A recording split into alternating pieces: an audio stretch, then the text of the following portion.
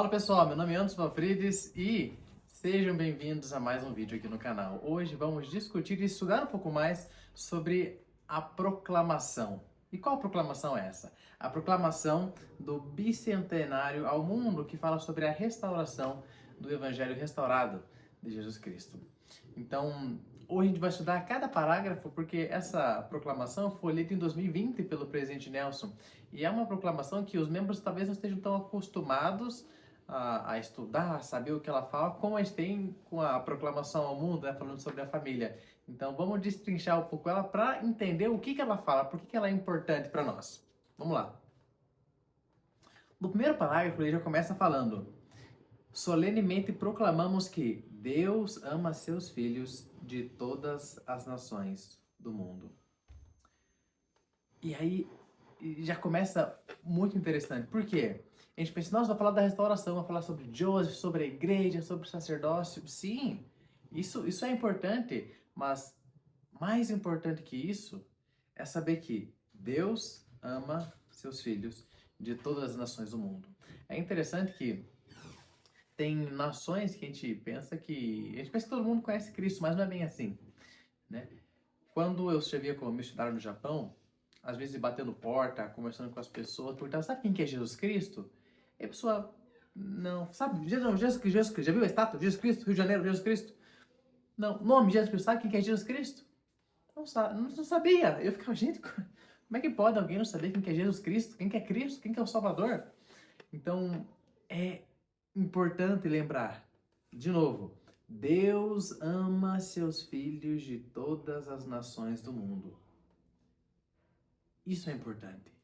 Antes de qualquer coisa. As pessoas que às vezes que se afastam da igreja têm problemas com alguma doutrina, não compreendem alguma coisa, que talvez dúvidas sobre o evangelho é normal, quanto mais a gente busca conhecimento, as dúvidas aparecem, mas que a gente nunca deixe de acreditar em Deus e saber que Ele nos ama, que Ele tem um plano para nós que é perfeito. É perfeito. É bom também lembrar que, falando da restauração, quando Joseph se dirigiu a Deus, como ele falou, se algum de vós tem falta de sabedoria, peça a Deus, lendo lá em Tiago, os motivos que ele teve de fazer a sua oração foram muito pessoais. Ele queria saber, eu posso ser salvo? Como que ele posso ser limpo? Todas as perguntas que talvez que a gente sabe que Joseph tinha no coração dele eram perguntas muito pessoais. Então, que a gente não deixe de acreditar em Deus. Deus vive e Deus nos ama. E isso é um excelente, um perfeito começo para a gente estudar essa proclamação. A gente sabe que por Deus nos amar, Ele restaurou essa igreja, onde nós podemos ter a bênção de ter esse evangelho restaurado, de ter todas as bênçãos do evangelho de Cristo. Literalmente, sermos abençoados pelo poder dele. No segundo parágrafo, ele fala sobre Joseph e fala sobre o jovem Joseph Smith.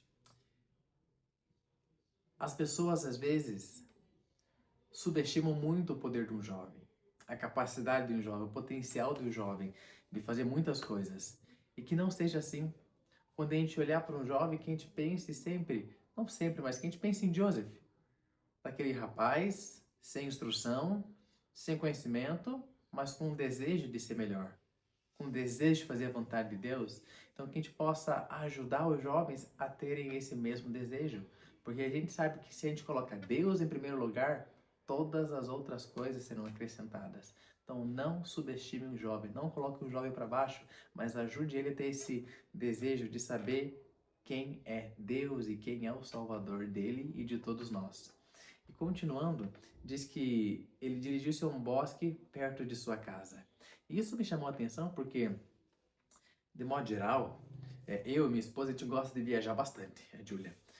Nossa, a gente viaja, mas não tem nenhum lugar como a nossa casa. A gente chega e fala, estamos em casa. A gente viajou faz... Não lembro pra onde é que a gente tinha ido. A gente passou um tempo, acho que a gente estava em Sorocaba, eu acho. Não sei, não lembro. Ou Ribeirão Preto.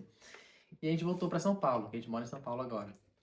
E a gente chegando em São Paulo, trânsito, prédio, loucura. Daí eu fiquei, chegamos em casa. E a gente chegou em casa de fato, e a gente ficou, ai que paz, ai, estamos no nosso lar.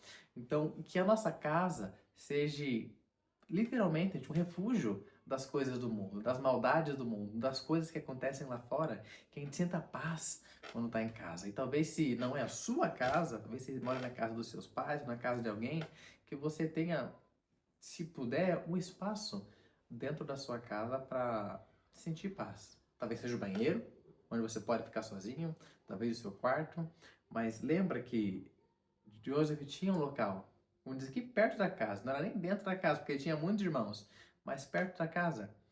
Então, procure tornar sua casa um local mais santo. Durante a pandemia, nossas casas viraram as capelas, porque nós abençoávamos o sacramento, estudávamos o Vem Segue-me. Então, o nosso lar tem um potencial de ser algo muito sagrado, como assim, como foi para Joseph, porque hoje Moroni também apareceu para ele dentro da casa dele. E aqui embaixo fala, ele tinha algumas dúvidas relativas à salvação de sua alma e teve a confiança em Deus, e teve a confiança de que Deus o orientara. Joseph, ele se dirigiu porque ele queria saber qual igreja ele deveria se unir, se tinha salvação para a alma dele, outras coisas, mas ele queria de uma religião. Ele queria seguir algo. A gente vê que hoje em dia as igrejas não têm a mesma importância que tinha no passado. A gente não pode perder esse sentimento de que, não é importante. Não, a igreja só eu faço o que eu quiser. Não é assim. Não é assim que funciona. Precisamos frequentar, precisamos estar na capela. O mandamento que Deus para nós, que nós nos reunisse e congregasse, partilhasse do seu corpo e do seu sangue. E essa parte é importante porque, pensa, será que as igrejas de modo geral, perderam a sua importância? A gente vê que cada dia mais crescem as pessoas falando, não, eu sou a igreja, não, eu oro no meu coração. Com certeza você pode orar em qualquer local, em pensamento, literalmente você pode orar em qualquer local. E se for uma oração sincera, Deus vai te escutar. Mas é necessário que nós nos reunamos em igrejas, que partilhemos do corpo, do sangue de Cristo, que a gente possa ensinar uns aos outros, que a gente possa partilhar dessa irmandade. Então, Joseph tinha essa ciência, esse conhecimento que era importante ele seguir alguma coisa e que hoje em dia a gente não perca isso. Nós precisamos ir para a igreja, é o mandamento que Deus nos deu. E que a gente possa, assim como Joseph, ter a mesma vontade de conhecer a Deus, de conhecer a Cristo, de conhecer os seres que mais importam para a gente. No terceiro parágrafo, ele fala um pouco sobre o presidente Nelson, nessa declaração, ele fala sobre um pouco da reforma religiosa que aconteceu. E fala sobre a apostasia, que foi predito na Bíblia, como diz, a restauração de todas as coisas deveria acontecer por causa da apostasia. E nós membros, muitas vezes, nós temos talvez um pouco de preconceito com as outras religiões, que tipo, nossa, a gente sabe que a igreja é verdadeira, sim, de fato, a igreja é verdadeira, é a única igreja verdadeira na face da terra que tem o poder de nos exaltar e podemos chegar a ser como Deus é, porque somos seus filhos. Mas a gente se afasta das outras religiões, a gente não agradece, a gente não tem esse senso de gratidão por tudo que eles fizeram, por terem preservado a Bíblia, por terem preparado o caminho, por manterem as pessoas religiosas. Sabemos que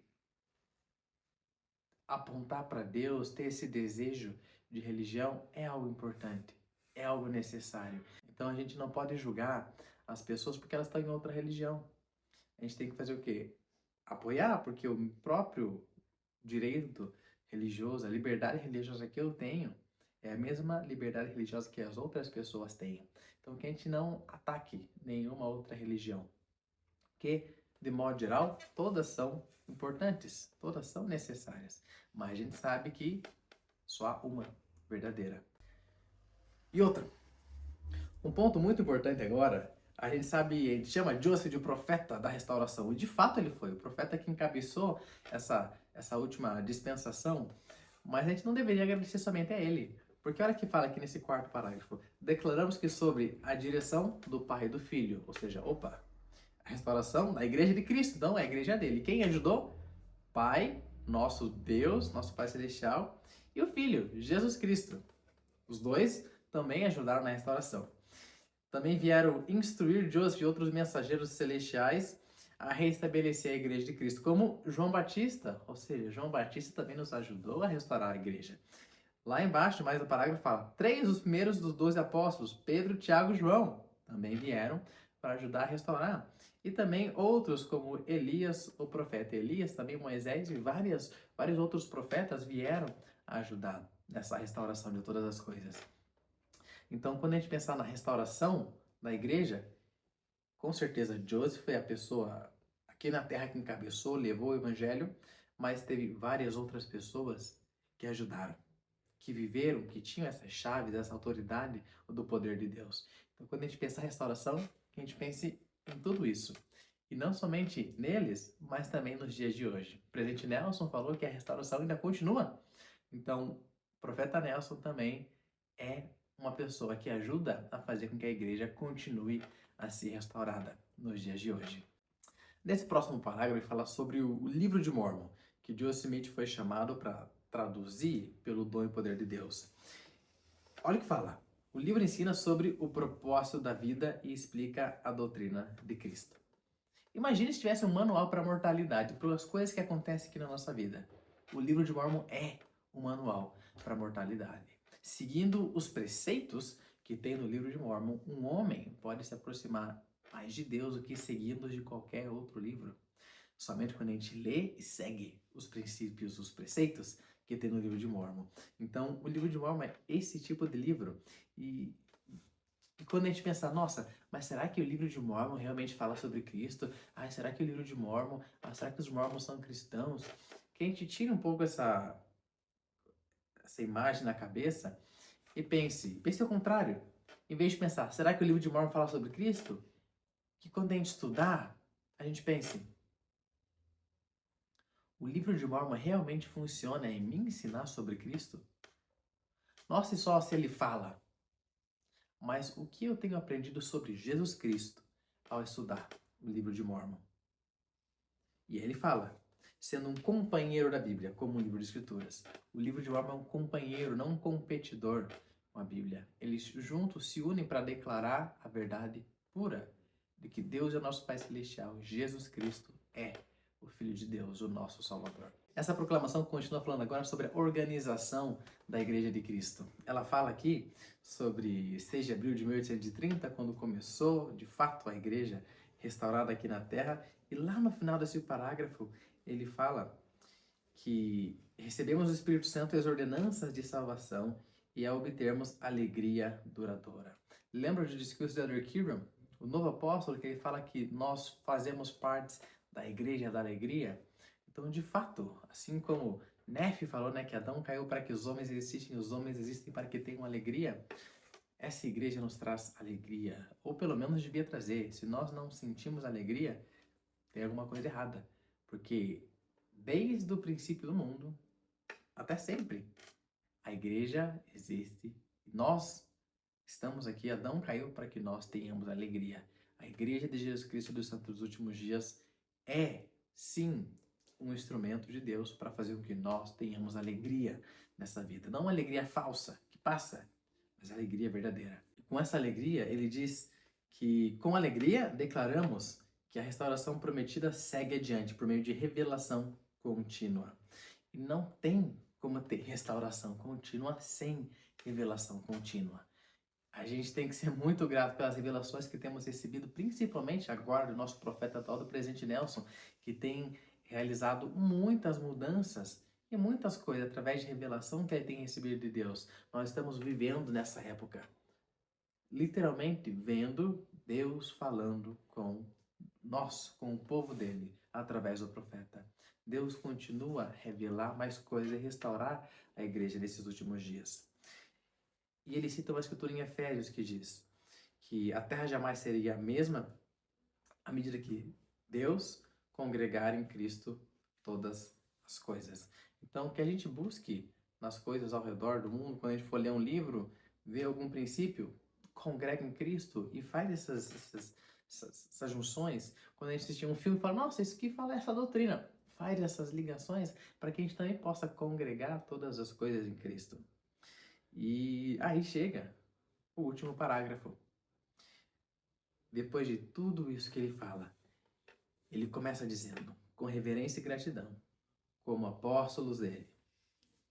E creio que cada um de nós, não estamos no nível dos apóstolos, com certeza não, mas a gente pode se unir com o mesmo testemunho, que diz, convidamos todos a saber, assim como nós sabemos, que os céus estão abertos. Você pode receber revelação, ou seja, respostas de Deus para a sua vida, porque os céus continuam abertos. A declaração fala, testificamos que aqueles que em oração estudarem a mensagem da restauração e agirem com fé, serão abençoados com a aquisição de seu próprio testemunho da divindade da restauração e do propósito que ela tem, preparar o mundo para a prometida segunda vinda de nosso Senhor e Salvador Jesus Cristo. Que a gente se lembre que essa proclamação foi pensada em ser feita uma proclamação que todas as pessoas pudessem ter na casa delas. O presidente Nelson, antes de ler a proclamação, ele diz que, pensando o que eles poderiam fazer para fazer uma proclamação, assim, talvez eles possam fazer monumentos. A igreja, de fato, tem muitos monumentos maravilhosos. Eles pensam, será que a gente faz um monumento? Será que a gente faz uma estátua? Será que a gente faz para comemorar isso? E eles pensaram, mas a igreja é internacional. O que pode ter no lar de todos os santos? E fizeram isso. Então, que a gente possa entender que essa proclamação é um monumento para nós, na nossa casa. E é bom que estivesse estampada em alguma parede do nosso lar, porque a gente pode saber com segurança que os céus estão abertos e Deus fala conosco. A restauração de fato aconteceu. Eu estou muito animado para esse ano, para saber e entender de que Deus restaurou a sua igreja. A igreja de Jesus Cristo dos Santos dos Últimos Dias é a igreja verdadeira na face da terra. Para os que não conhecem, busquem conhecer e entender mais. Talvez por curiosidade, ou talvez assim como Joseph, ter esse sentimento de se aproximar mais de Deus. Esse foi o vídeo de hoje, pessoal. Espero que vocês tenham gostado. E lembrando, estudem e busquem a sua própria revelação. E o que vocês podem tirar dessa proclamação para a vida de vocês. E até o próximo vídeo.